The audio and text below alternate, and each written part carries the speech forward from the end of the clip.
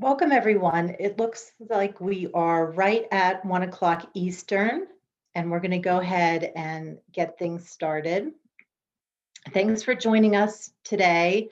We appreciate you taking time out of your day um, to talk a little bit more about member and customer experiences. It's something we're really passionate about. Obviously, we really believe in data and analytics as a tool to help build a better member and customer experience. It's especially relevant right now.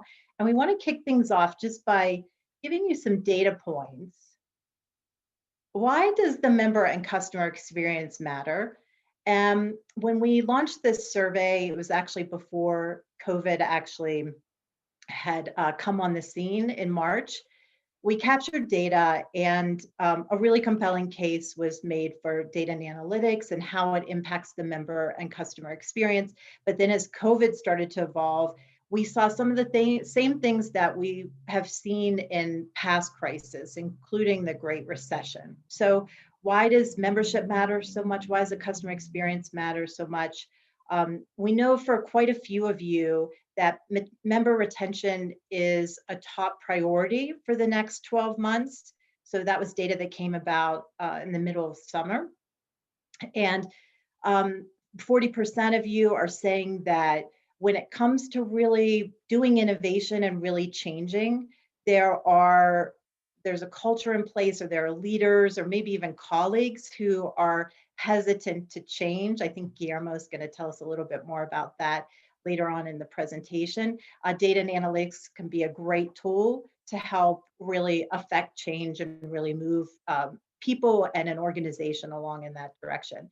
And we also know that about 3/4 of associations have given some kind of unique or additional access to non-members. So you have new audiences that you're catering to and you're engaging with. And how do you make sure that you're really providing value to them and you can continue to engage them past COVID or past whatever challenge they might have right now that is leading them to your organization? Again, from the Great Recession, we know a couple things about associations. It might be different during this current COVID crisis and economic crisis, but we do believe there are some things that are universal and consistent. And one is certainly that in times of crisis, members have really acute challenges and they have really specific needs. So association, which is usually a trusted source, is really well positioned to be able to serve them and support them with those challenges that they're having. We also know from the Great Recession and past crises that the organizations that report an increase in membership tend to attribute it to really concentrating on that member focus. So maybe there's a risk of really hemorrhaging members. Maybe it's for whatever reason, just really critical to try to preserve that membership base.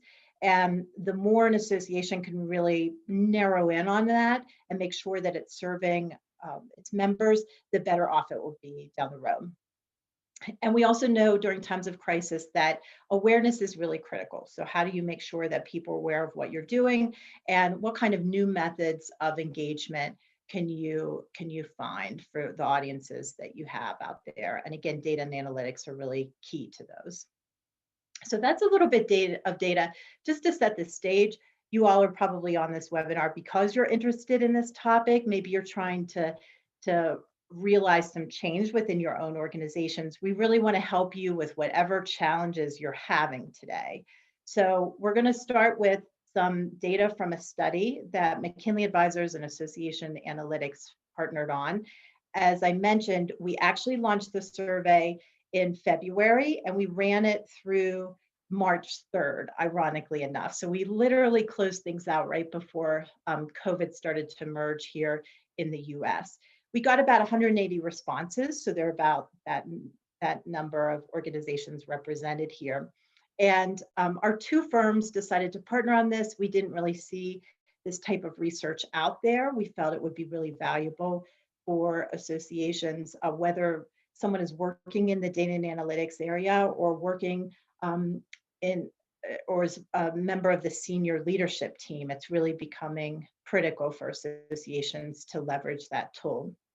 Our firm's McKinley Advisors has been around about 26 years, and we're a consulting firm working just with nonprofit organizations and association analytics. Both of our firms are based in the Washington metro area, and association analytics really focuses exclusively on data and analytics and has a number of different products to serve associations and has a really strong client retention rate.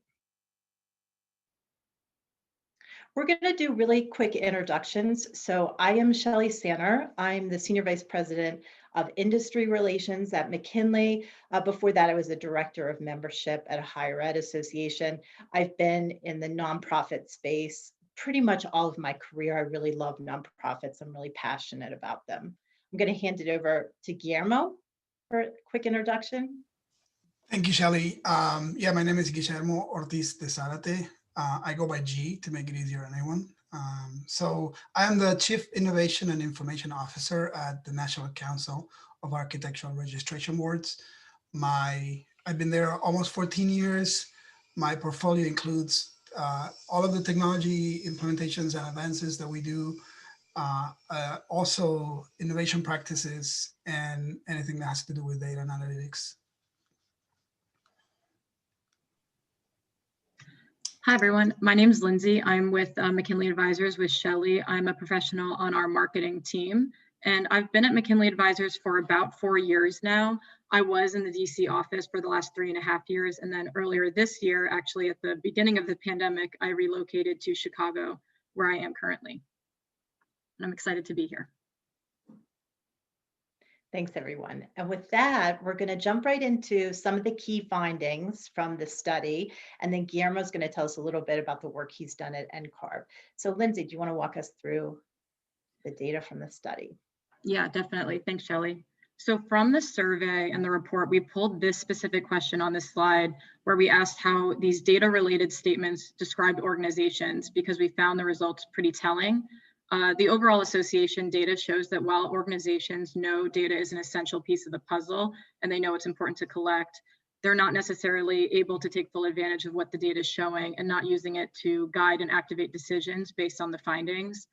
So here we see that over 50% do believe that data is a critical tool for measuring impact, that it helps associations anticipate and plan for the future, and helps organizations more effectively serve members and customers.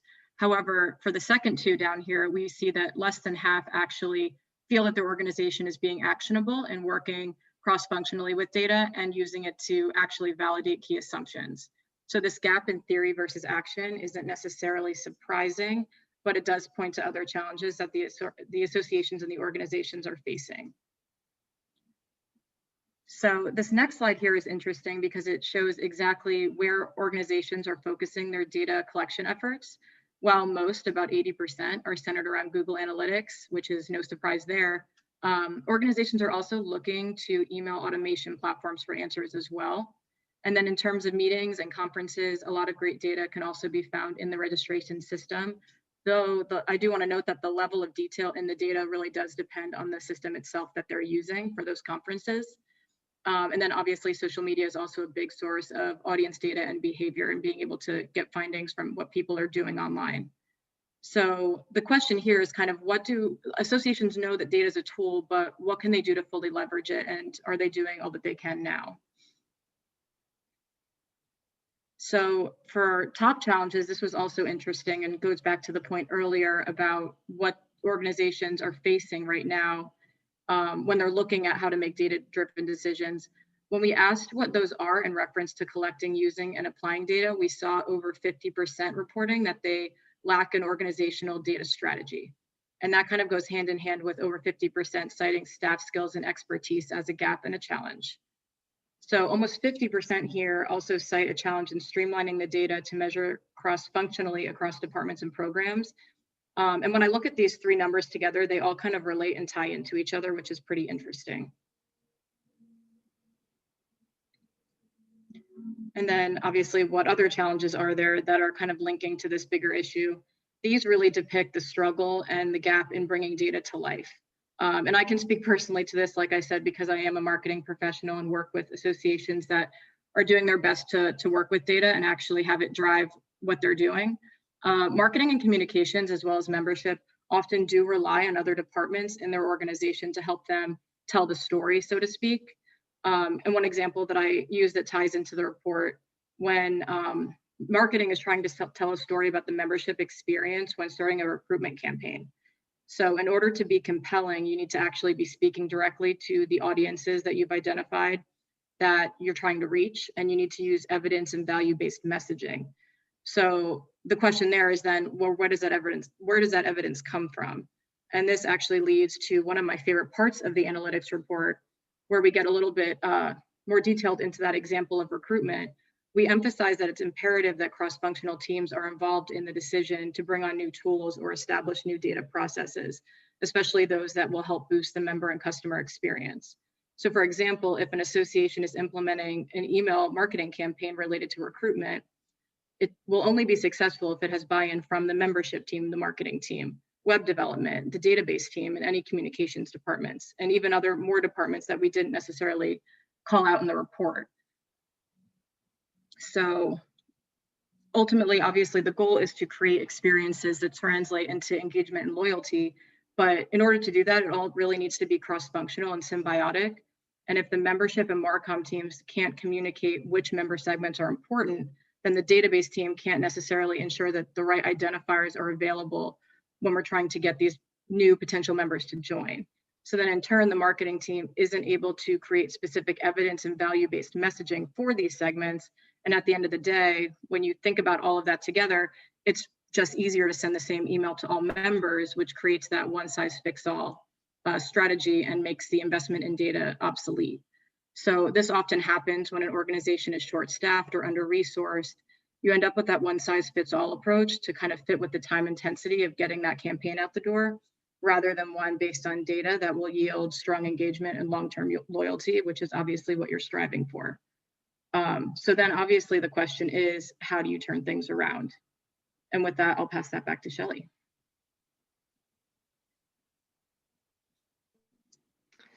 So something that we also see with associations too is that because the membership marketing department or colleagues across the organization have the challenges that Lindsay just laid out, we layer on top of that, there are a lot of different audiences, and they often look very, very different. There's limited staff and resources. Generally, nonprofit organizations don't invest in the type of really sophisticated systems that you see for a lot of really successful for-profit companies. So what it translates into is, ironically enough, a process that can be very time intensive, involving a lot of different spreadsheets or a lot of different steps or really manual steps. And then we also see quite often a one-size-fits-all approach. So rather than trying to test out some segmentation and really meet the needs of each audience, there's just kind of again, a universal approach to that.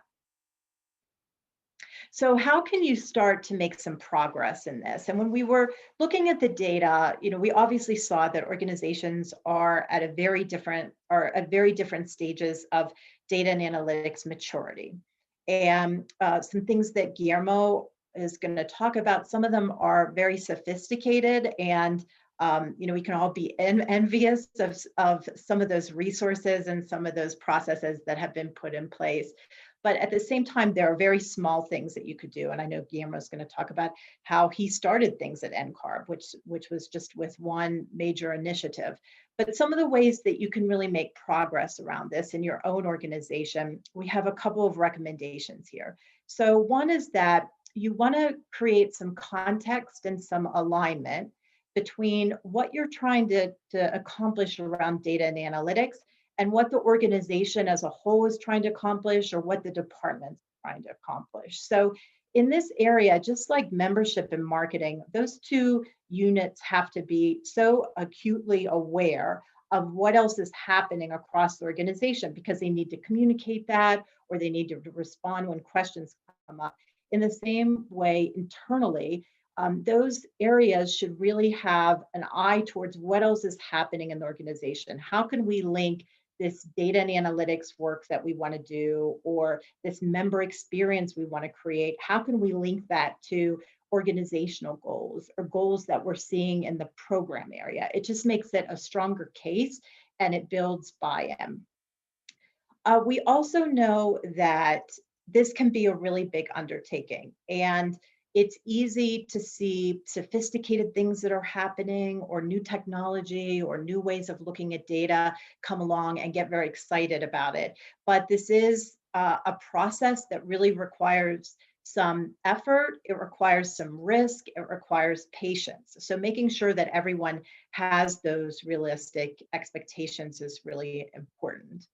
And then when you think about managed staffing, obviously we saw from the data that Lindsay shared that the actual staff and expertise can be a real barrier in terms of doing data and analytics well. And so making sure that you really train people to think about new technology and update processes, but also be really considerate of your colleagues.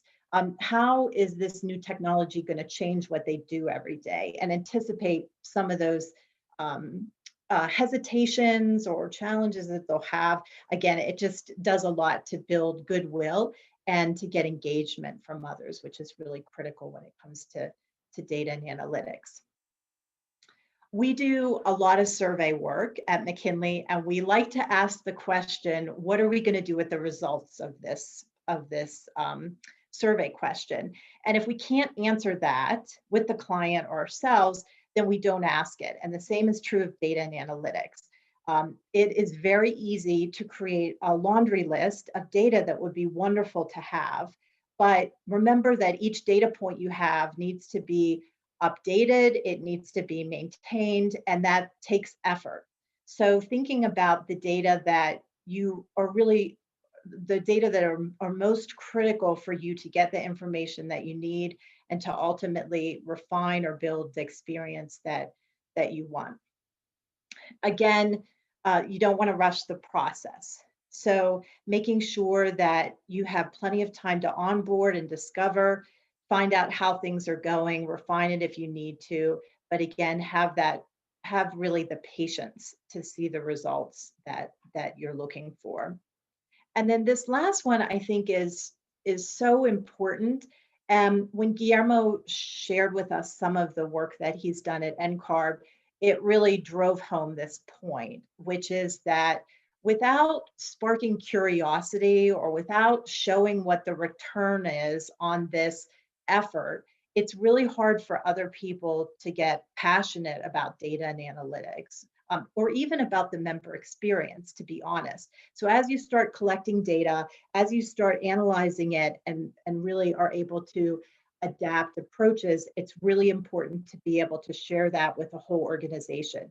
It might even feel like others don't care about it, but they actually really do, especially if you can present it in a way that sparks their curiosity or answers a question or gives them a new way of thinking about members and customers. So with that, I'm going to stop for a minute. I'm actually, I'm not able, I've seen some chat things pop up, but I'm not able to get to them. Lindsay, do you want to check and see if we have any questions from the participants or any comments that anyone has made? Yeah, absolutely. Just a reminder, everyone, if you do have questions, feel free to pop them in the chat and one of us will see them and interject the presentation. It doesn't look like we have any yet, but Brian, thank you for sharing the copy of the study. The link is in here if anyone wants to have that up while we're talking or read it afterwards.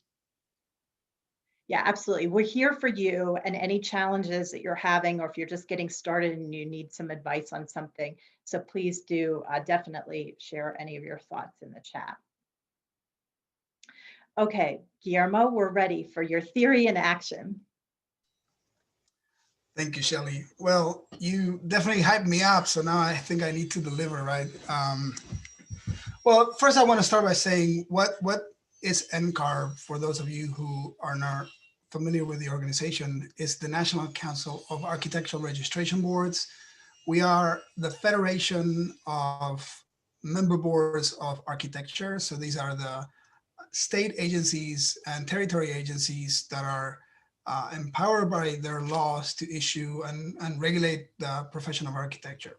And within our portfolio is we validate education credentials for the people that want to get licensed. We put them through an experience program that is a structured program. And then we create and deliver the exam for licensure, which is currently 6 divisions, about 4 hours each. So it's really a lot of content. And once somebody finishes all those 3 E's, we call them the 3 E's, education, experience, and examination, then they're ready for a license, and we send their record to the state where they get the license. They can come back to us for a certification, which gives them reciprocity throughout the 55 jurisdictions that we handle. So we do see a lot of retention post-licensure because they do find it be a great value for them. Back in 2012, we started really diving very deep into the use of data. We built our own software internally. So we knew that we were sitting on a ton of information, mostly because the candidate licensure, the licensure candidates are using our systems to go through the path to licensure, and everything they're doing is leaving a logical trail of behavior and actions that we just found that we could,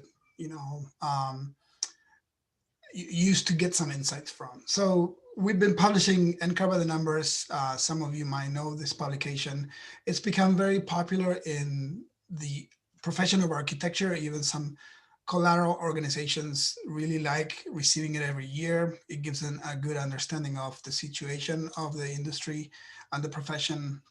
And also they use it to make their own points sometimes. So it's very great to see when people quote the data that you're putting out, and we're making it available not only in print, but also in digital format, so people can download some of these data sets and do their own thing.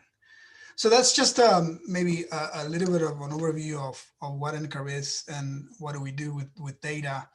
One of the things that Shelley and the report and Lindsay were saying is that one of the first things that you can do is try to align the goals of data with the goals of the organization. And with actually working with McKinley, we created a new strategic plan for the organization about 1.5 years ago. And the post-strategic plan, one of the things that we did is we worked with every directorate to create what we call a business plan, where we were aligning initiatives in a 1 to 5 year term, trying to understand what are these big themes and initiatives that might drive and move the needle in some of these goals and objectives identified in the strategic plan, and what are those things that we think we need to do in the coming future. So every department created one of these. The data and analytics team with Catherine Matthews, she's the manager there, worked on creating this particular business plan. And you see that the 3 colors are identifying this theme around, are these initiatives just running and enhancing what you're doing right now? Are you trying to grow some of your practices, or are you really trying to do something very transformational? And you see that we did put a lot of thought. This is a 5-year span of work. There's a lot of things that we already have that we're very lucky that we have, but there's still a lot of things that we want to do. But we're thinking about them like really with the organization strategy in mind, and not in a bucket, if you wish. I wanted to show you some examples of the things that we've been doing with data. And I'm trying to focus a little bit on showing you how we use data to deliver services to our customers. In this case, we're a little bit different from a professional association, because the licensure candidates are really, they have a mission, they want to get licensed, and they're coming to use our systems. But at the same time, we know that everybody is different, and especially depending on what state they're trying to get licensed, the requirements and rules are different. In this case, we gather all this data around people's ability to pass exam divisions, and we correlated it with how many years or how far along the experience program they've been. And what is clear here is that the more experience you gain, the more likely you are to have a success exam delivery in one of these divisions. And this is information that we're gathering from our customers as they use our systems, and then we're putting it in front of them so they can understand and use it to make decisions as they go. If you want, yeah, a version of the same concept where we are showing them, you know, if you are about to finish the experience requirement, so you're in year 0 of completing it, you are definitely much more likely to pass the divisions than if you are 3 years away from finishing that, or even 3 years away from having finished the experience report. And this actually is a way of giving them the ability to plan and take some control of their path to licensure as they're navigating the requirements. In thinking about how we use data for user experience and how we actually manage risk, and this is what one of the conversations we were having with the team yesterday, where there's this concept that there's no such a thing as free lunch, and when you have resources, you're either working on one initiative or you're working on another one, or you're working on both and you're delaying both. And in this case, I wanted to show you something very interesting where we created a feature that would allow people reporting experience to report it in a bulk way, so all hours for a period at a time, or actually use a timesheet and actually every week report a little bit. And there was a great pressure from, anecdotally maybe, from the industry saying that architects work in timesheets and that they would love this feature and that we should work on it. So we didn't really validate that assumption. We went, feet first into this idea and we built the feature. It took us a lot of time and it also a lot of resources. But here I'm showing you an adoption trend of that feature versus the original bulk feature. And clearly the adoption was never too great, and it has plateaued ever since. So what is the value of having spent this money in this feature when we could have done something else? These are some of the things that we're now trying to anticipate and get ahead of the information, right? So we actually get the insights and the validation before we spend the money. Guillermo, I want to jump in just for a minute and make a point about what you're presenting. That when you first shared this with me, I thought it was so interesting. I've thought in the past about, let's say, benchmarking data. So for a lot of industries or professions, there are members out there that really want salary information, or they really want to know data about other companies in the industry. So I've always thought of it in that way. And what's really interesting, and I just want to make sure that our participants see this and are thinking about this, that data, obviously, data and analytics is a really important tool to get better internally, but it can also be a tool to build an element of the value proposition. And if as you're thinking about data and analytics, if you're thinking in that sense, like what kind of data could we capture? And yes, we're going to ask members to give up a little bit of time so they can give us the latest data, or I'm going to have to ask my colleagues to do a lot of updating of data. This is going to take some effort. But if you know that you get that dual benefit from it, you get smarter and better, and the members it actually contributes to the value proposition. That's a win-win. So just be thinking about that when you're looking at different data points you might capture, different ways you might analyze the data that you have. Yeah, it's fascinating.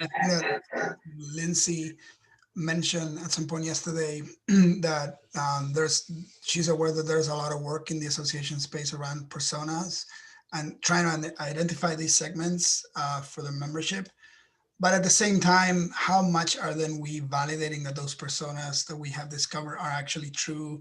And what data points are we putting in the systems that we put in front of them so that we can first validate that those personas exist and they behave how we expected, and then using that data to actually provide different services to them. So you talked about many times we go down the road of a one size fits all and everybody gets the same value when we are missing an opportunity, right? Lindsay, you mentioned a little bit of that.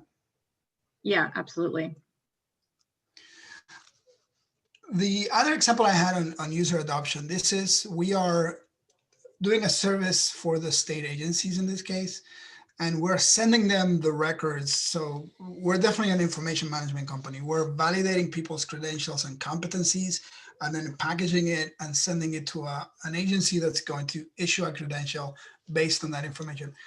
It's really critical that the information is valid and accurate, and is controlled all along the way. So we've given them some features to let us know some things as they receive the data. And one of the things that we build is, look, we are giving you this record for this person. We are standing behind it and saying, this person is a competent, you should give them a license to practice architecture in your state. And currently that's where the cycle ends. So if they give them the license or not, sometimes they let us know, sometimes they don't. So we created this little widget that a week or so after we send them and they download the information, we ping them and ask them the question, have you licensed this person yet? And if they say yes, then they can enter the information of the license they issued and when does it expire. And that completes the circle for us, which then allows us to provide better service for the now licensed architect that's in our record. And building that feature also had a cost, and we have a high interest in making sure that everybody is contributing that information back to us. So this is just the dashboard that we have where we're showing that only 32% of them are actually inputting this information. So this gives an opportunity, and you were talking about Marcom and other departments collaborating. This gives an opportunity to our version of the membership department, which is council relations, to do advocacy and going out there to those agencies and insist that they give us this data.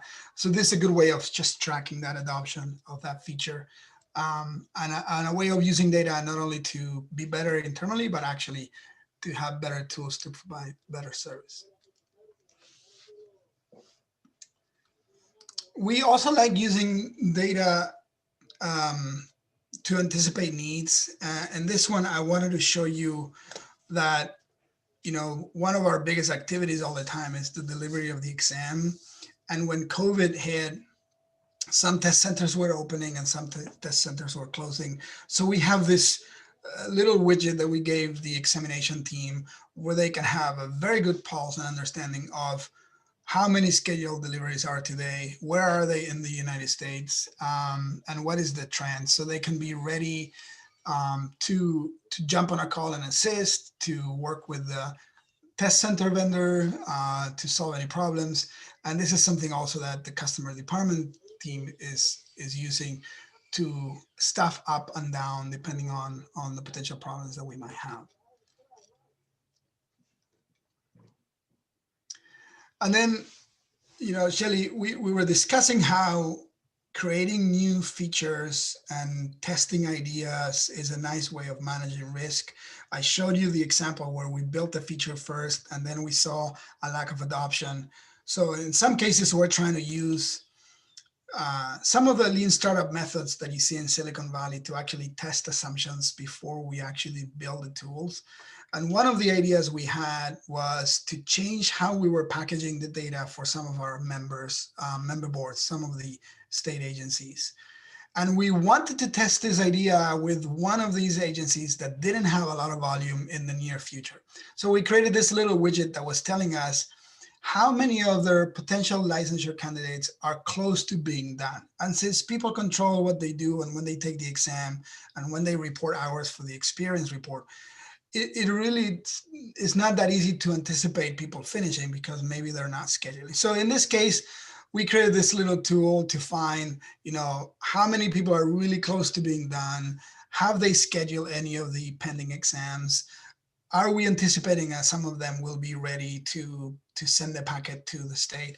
And we were able to identify 2 states that had the perfect amount of people about to finish. So we can put in front of them a pilot feature for the states in a controlled way. So this was kind of like merging all of these ideas at the same time of using real data for a pilot that was investigating a feature that could be segmented in the different kinds of member boards that we were using. So a little meta there, but I hope it made sense what I said.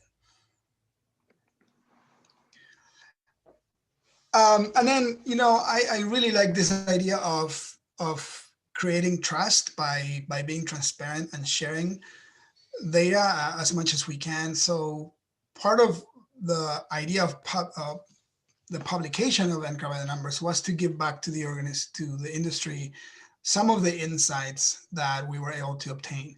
And for the longest part, the way we do it is, the way we do it is we freeze the data around the end of the year, the calendar year, and then we spend 3 or 4 months working on finding the stories, because it's also a storytelling, finding the trends that we want to highlight, creating the graphics, and having a deadline for cutting the version for the print.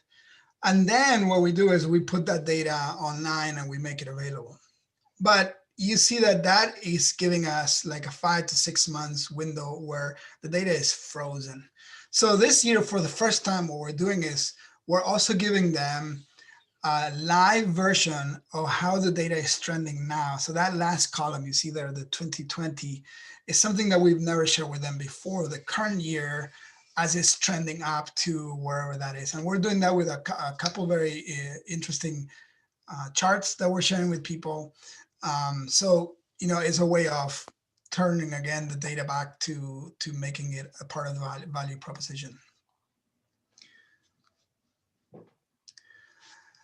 And, finally, maybe the other slide that I wanted to share, one thing that I told you we build our own software. So we have a pretty sophisticated CRM that handles and celebrates the diversity of 55 different ways of issuing a license for architecture and supporting people with their own unique attributes as they go through that path to licensure.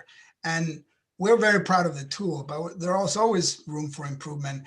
And every candidate presents maybe a persona, if you wish, that gives us some sense of, well, there's some similarities here that we might be able to provide better service.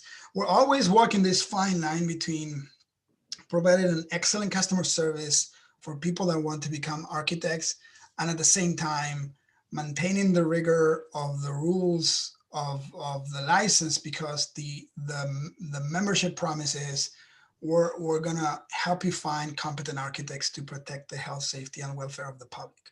So that is a fine line. And one of the way we can do it is by using smart systems, which are aware of not only the rules of the states and where you're trying to go, but also your unique attributes. And that's how we're segmenting some of this data. And what I wanted to show you here is that very recently we acquired a platform that is allowing us to track in a very granular way all of the actions that people are having with our systems. And they're even letting us know when people are having problems or not. So a couple examples I have here is we can see when people are having this called a rage click, which is when somebody presses multiple times on a button, it's trying to submit a payment, and it's like, click it 10 times. The system captures that event and reports it. And then we can actually go and see what happened there. And if that event is super common, then that gives our user experience designers an opportunity to understand if the experience they design is actually intuitive and making sense, or is this actually an opportunity for improvement. So we can actually see to the level of where in the site that is happening and what is that trend, which is not that bad. And another example I have here is moments where people abandon a form or a call to action when they're halfway through it.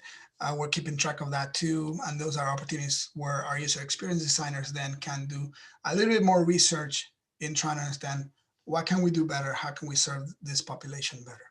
So again, using the data to segment, to understand the different segments, to then provide specialized smart value propositions for each one of them as they use our systems. And then finally, what's next for us, I just wanted to highlight the later portion of that strategic plan. We have in the past done some interesting things with predictive analytics. We want to get back into that and do a little bit of machine learning too.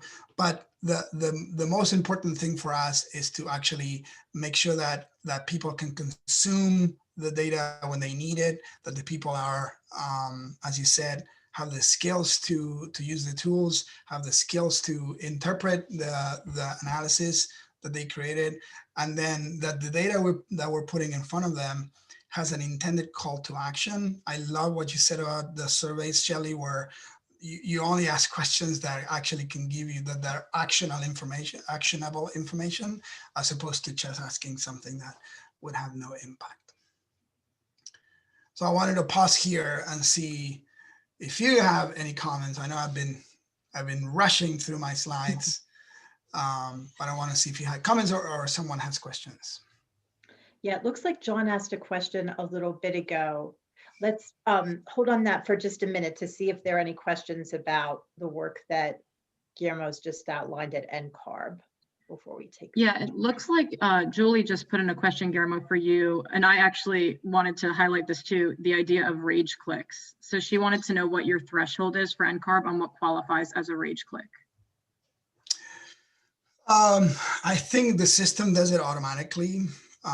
So it's not that we created a threshold. So I don't know exactly if it's more than 3 clicks on the same button, but we do get false positives, if that's the question. Sometimes we do get false positives. We go see what happened, and it was actually not really a rage click. What we're trying to find is frustration, right? So if you see frustration in one of your customers as they're going through the experience, there's clearly an opportunity. This is kind of like using some of those design thinking methods around journey mapping and understanding the emotional peaks of someone's journey through your system, and how they can use that to provide better service to the different segments. Hopefully that answered the question. Mm-hmm. I think that ties into actually pretty well what John's question was earlier. And Shelley, I know you just asked, and it's a great question on clarifying, John, what your upgrades were for your culture and your organization. But in terms of dashboard metrics, I actually I was thinking the rage clicks is so smart. I don't think I've ever thought of it that way. And I love that intersection between a Marcom and member experience function and a customer experience and IT. It's kind of all intersecting there. And I love that. And for me, dashboard metrics, the first thing that comes to mind when I build a dashboard is trying to pull those historical metrics and that historical data. And it obviously depends a lot on the initiative specifically, whether it's like a renewal cycle or a conference, but we usually try to look at least 2 or 3 years of past data for comparison. And that's really helpful for any type of campaign. Pacing is really crucial. And when I think back on our dashboards with my team and what we're looking at week over week, some of our best ideas and our pivots have come from those historical metrics and noting when registrations historically peak for conferences. So when should we set early bird? Should we have a campaign for like a flash sale for registration when we know that registrations are historically low, when there's dips in the renewal cycle, when we can expect to see peaks and things like that. And I will say this year has been particularly challenging with that because we're doing so many things for the first time and nothing looks the same as it did 2019 and past. So that's definitely a unique challenge in itself when we're building out our metrics. But the other thing I'll add too, before I hand it over to you, Guillermo, to see what you think about metrics, with website, I think tracking the audience journey is just really, really telling. And it's one of the many reasons why we saw in our survey that people leverage Google Analytics so much. Tracking where people are coming from, where they're dropping off, and what the bounce rate is on our final step to conversion, whether that's the renewal page or the product purchase page. Paying really close attention to those metrics is kind of a good starting point for seeing where there are gaps and where people might need some extra hand-holding in the process. Yeah, and to piggyback on that, I think that it's a nice opportunity to connect and do both this quantitative analysis of the journey of the segments and then some qualitative. So maybe if you find people that are dropping off, like I showed you on the abandoned forms, if you actually can reach out to them and actually have a conversation, like what happened? Why did you not do it? I think it gives you, an incredible amount of insights that then you can act on and then see if the initiative that you created to act on that is reflected on a change in that metric that you're following in that trend. I do love the the concept that you probably want to find ratios to track. And I love that what you said, the conversion rates and the funnel. So if you can create some kind of a funnel where there's a journey and you're seeing, you're reaching out to a cohort, and then from that cohort, how many people are going through the steps that you're hoping they would, and do they actually finish where you want them to be? That's a good metric to follow, and you can actually see that pace of change. I do encourage you to resist volume metrics that are just volumes.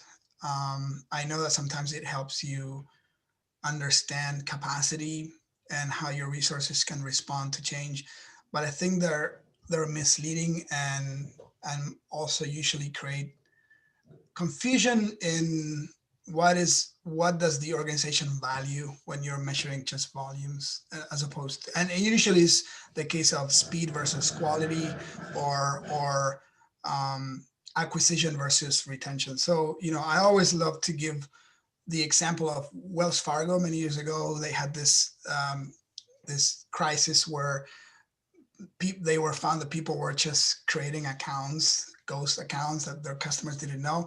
And I think that the reason that happened was because they were measuring account creation as a way of measuring performance, as opposed to actually measuring quality accounts and quality clients that actually drive revenue.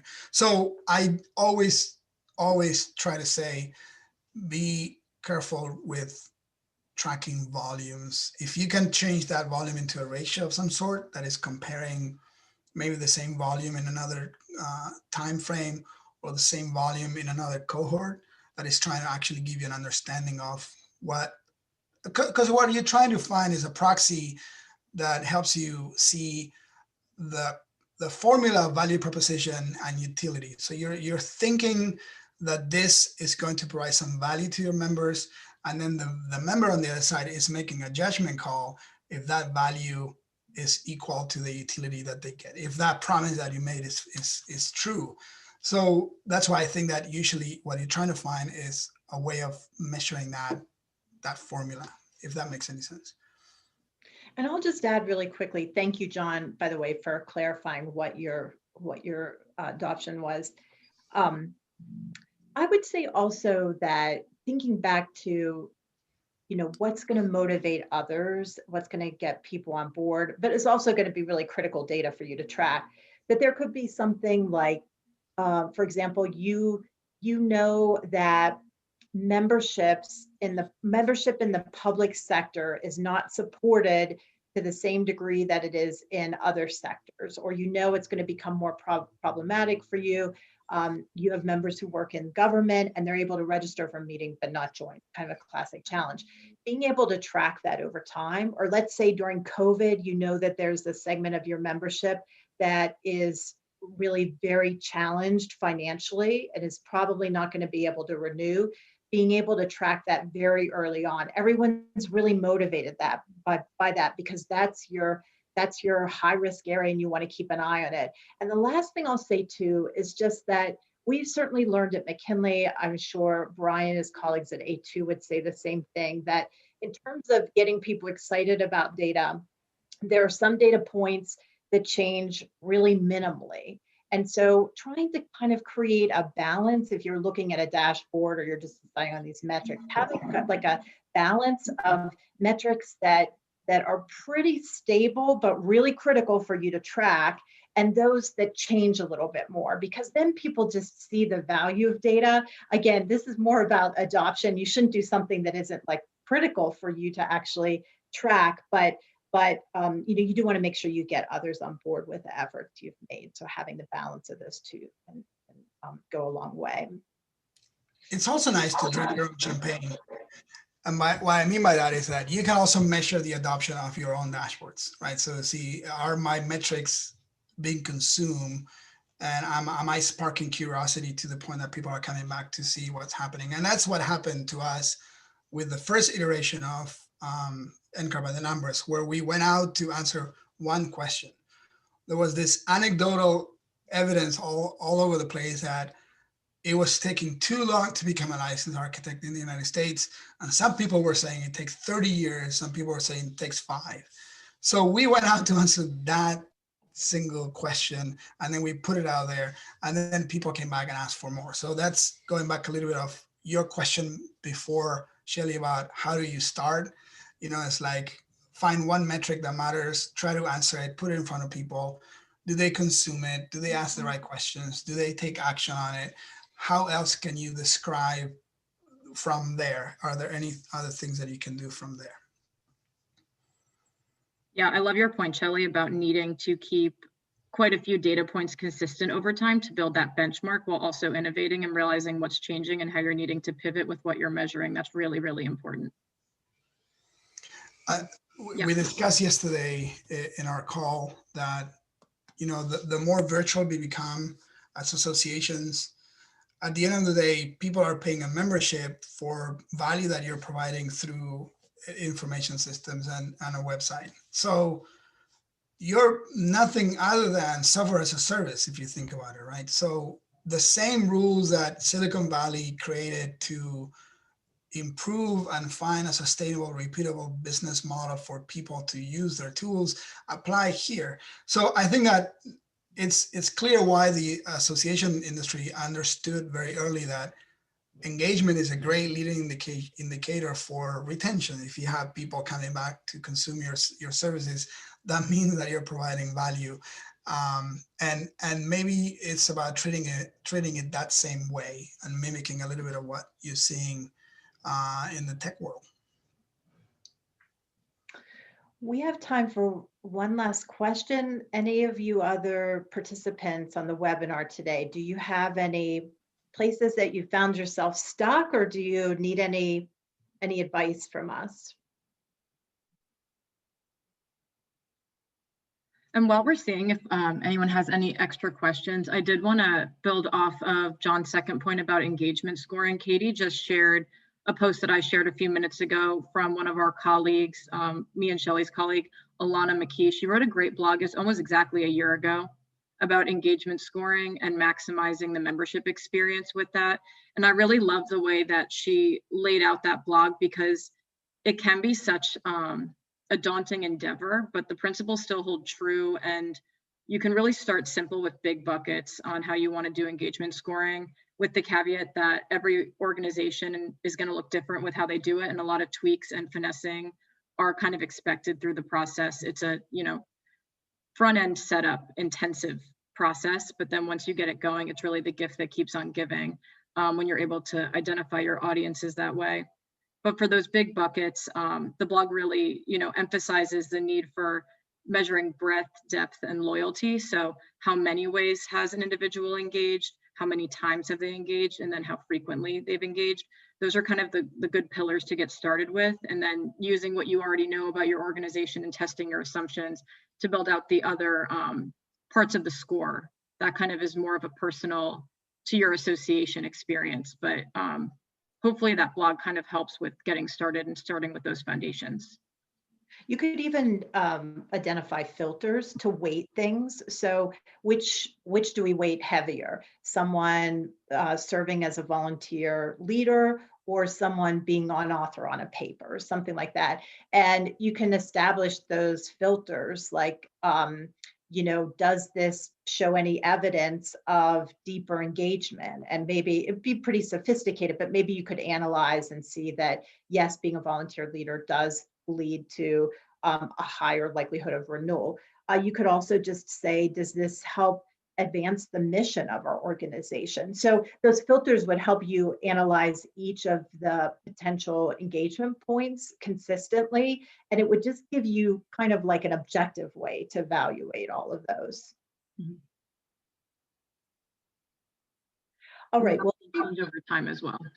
Sorry, I was just going to say they often, like I said, they iterate. So sometimes you'll find, like Shelly's example, that someone who's presenting at your meeting, they might carry more weight and be more engaging. Then you might see that change over time. And then that's when you have to kind of adjust and build what you put together in the front end.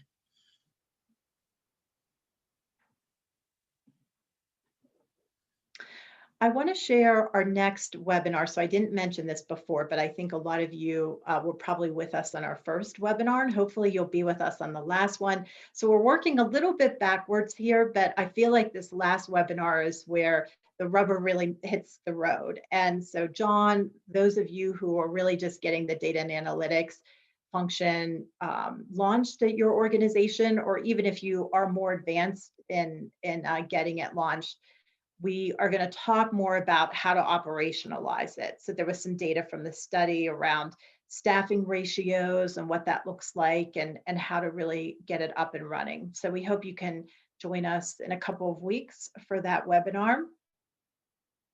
And I believe that that's everything that we have today, unless you all have final questions for us. And if you don't have it right now, but you think of it later, you can always be in touch. Here are our email addresses, and we'll be sharing the PowerPoint deck so you can take a look at it. We're also recording today.